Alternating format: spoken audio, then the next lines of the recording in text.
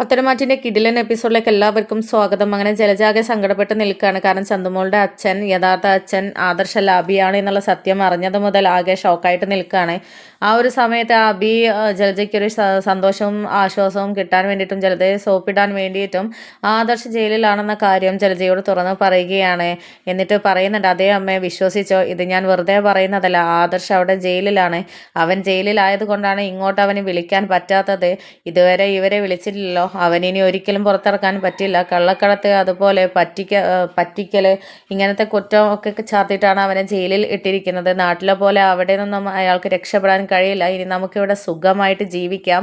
ആദർശ് ഇവിടെ ഇല്ലെങ്കിൽ പിന്നെ കമ്പനിയുടെ കാര്യം എനിക്ക് ഒറ്റയ്ക്ക് നോക്കാൻ കഴിയില്ല. ഞാനും കൂടെ ഇറങ്ങേണ്ടി വരും. മുത്തശ്ശൻ താനെ എന്നെ ഏൽപ്പിക്കും, അത് എനിക്ക് ഉറപ്പാണ് എന്നൊക്കെ പറയുന്നുണ്ട് അബി. അപ്പോൾ ഇത് കേട്ടപ്പോൾ ജലജയ്ക്ക് സന്തോഷമാവുന്നുണ്ട്. എന്നിട്ട് അവറ്റകൾക്ക് അങ്ങനെ തന്നെ വേണം. എന്നെ നീ തെറ്റ് ചെയ്തു എന്ന് പറഞ്ഞിട്ട് പരിഹസിക്കുകയും എന്നെ ശിക്ഷിക്കുകയും ചെയ്തു. അവർക്കിട്ട് നല്ലൊരു മറുപടി എനിക്കും കൊടുക്കണം. തൽക്കാലം ഏതായാലും അവരറിഞ്ഞിട്ടില്ലല്ലോ. അവരറിയുന്ന സമയത്ത് നമുക്കതിനനുസരിച്ചുള്ള കാര്യങ്ങൾ പറയണം എന്നൊക്കെ പറയുന്നുണ്ട് ജലജ. അങ്ങനെ ഇതറിഞ്ഞ ജലജ നയനയുടെ അടുത്തോട്ട് പോയിട്ട് ആദർശ് വിളിക്കാത്തതിൻ്റെ പേരിൽ ഓരോന്നിങ്ങനെ പറയുന്നുണ്ട്. നയനയ്ക്ക് സങ്കടമാവുന്ന രീതിയിലുള്ള കാര്യവും മോള് ആദർശ് വിളിക്കാത്തതിൽ സങ്കടപ്പെട്ട് നിൽക്കുകയാണല്ലേ എന്നുള്ള രീതിയിലൊക്കെ ഇങ്ങനെ നയനയോട് പറയുന്നുണ്ട്. ആ സമയത്ത് നയന ജലജയോട് ചൂടാവുകയാണ്. നിങ്ങളെന്താ അവസരം നോക്കിയിട്ട് ശവത്തിൽ കുത്താൻ വേണ്ടിയിട്ട് വന്നിരിക്കുകയാണോ എന്നൊക്കെ ഇങ്ങനെ ചോദിക്കുന്നുണ്ട്. അപ്പോൾ അയ്യോ മോൾ, അത് നിനക്ക് വെറുതെ തോന്നുന്നതാണ് എന്നൊക്കെ പറയുന്നുണ്ട്. ആ ഒരു സമയത്താണ് നയനയ്ക്ക് ജ്യൂസുമായിട്ട് ജലജ വന്നത്. ജലജയുടെ കയ്യിൽ ജ്യൂസ് ഉണ്ടായിരുന്നു. എന്നിട്ട് നയനയ്ക്ക് കൊടുക്കുന്ന സമയത്ത് എന്നെ സന്തോഷത്തോടു കൂടിയും ഇഷ്ടത്തോടു കൂടിയും കുടിപ്പിക്കുമെന്ന് പറഞ്ഞിട്ട് വല്ല വിഷവും ഇതിൽ ചേർത്തിയിട്ടുണ്ടോ എന്നൊക്കെ ചോദിക്കുന്നുണ്ട്. എന്നിട്ട് എനിക്ക് വേണ്ട, നിങ്ങൾ തന്നെ കുടിച്ചാൽ മതി, എനിക്ക് നിങ്ങൾ കൊണ്ടുവരുന്ന ഒരു സാധനവും വേണ്ട എന്ന് പറയുകയാണ് നയന. എന്നിട്ട് നയന അവിടെ നിന്ന് പോവുകയാണ്. അങ്ങനെ പിന്നീട് കാണിക്കുന്നത് നമ്മുടെ അനിയെയാണ്. അനി നന്ദുവിനെ ഫോൺ ചെയ്യുന്നുണ്ട്.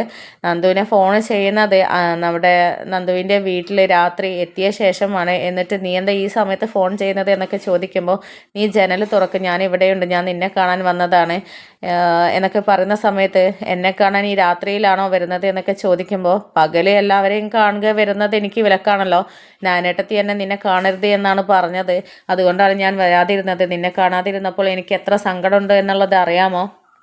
എന്നിട്ട് നീ എന്നെ വിളിക്കുകയോ ഒന്നും ചെയ്തിട്ടില്ലല്ലോ, ഞാൻ അങ്ങോട്ട് വിളിക്കുമ്പോഴല്ലേ നീ സംസാരിക്കാറുള്ളൂ എന്നൊക്കെ ഇങ്ങനെ പറയുന്നുണ്ട്. അപ്പോൾ ആ സമയത്ത് നീ എന്ത് പണിയാണ് കാണിച്ചത്? ഈ സമയത്ത് ആരെങ്കിലും കണ്ടാലുള്ള അവസ്ഥ അറിയാലോ, പ്രത്യേകിച്ച് എൻ്റെ അച്ഛനും അമ്മയും. അവർ അറിഞ്ഞു കഴിഞ്ഞാൽ പിന്നെ ആകെ പ്രശ്നമാകും, നീ പൊയ്ക്കോ എന്നൊക്കെ പറയുന്നുണ്ട്.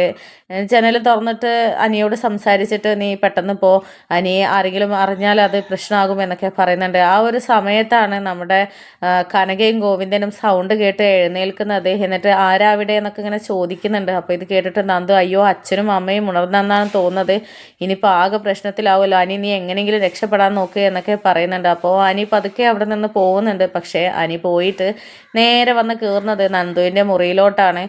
കാരണം അവർ കനകയും ഗോവിന്ദനും പുറത്ത് കള്ളന്മാരാരെങ്കിലും ഉണ്ടോ എന്ന് നോക്കാനായിട്ട് ഇറങ്ങിയ ആ തക്കത്തിൽ അനി അകത്ത് കയറി കൂടിയിട്ട് നന്ദുവിൻ്റെ മുറിയിലോട്ട് പോവുകയാണ്.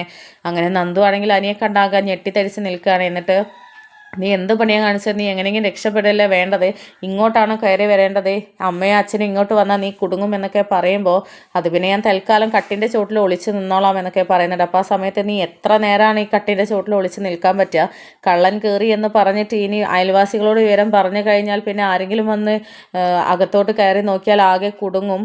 നീ എന്ത് പണിയാണ് കാണിച്ചത്? നിനക്കെന്ത് തീരെ വിവരം ഇല്ലാതായോ എന്നൊക്കെ ഇങ്ങനെ നന്ദു അനിയോട് ചോദിക്കുന്നുണ്ട്. അപ്പോൾ ആ സമയത്ത് ആകെ കുഴഞ്ഞു മറിഞ്ഞ് നിൽക്കുകയാണ് എനിക്ക് പുറത്ത് കടക്കാനും വയ്യ, അകത്ത് നിന്നാൽ ആരെങ്കിലും കയറി വരുമോ എന്നുള്ള ആ ഒരു ടെൻഷനിലാണ്. അപ്പോൾ അനിയെ പിടിക്കുമോ എന്നുള്ളത് നമുക്ക് നോക്കാം.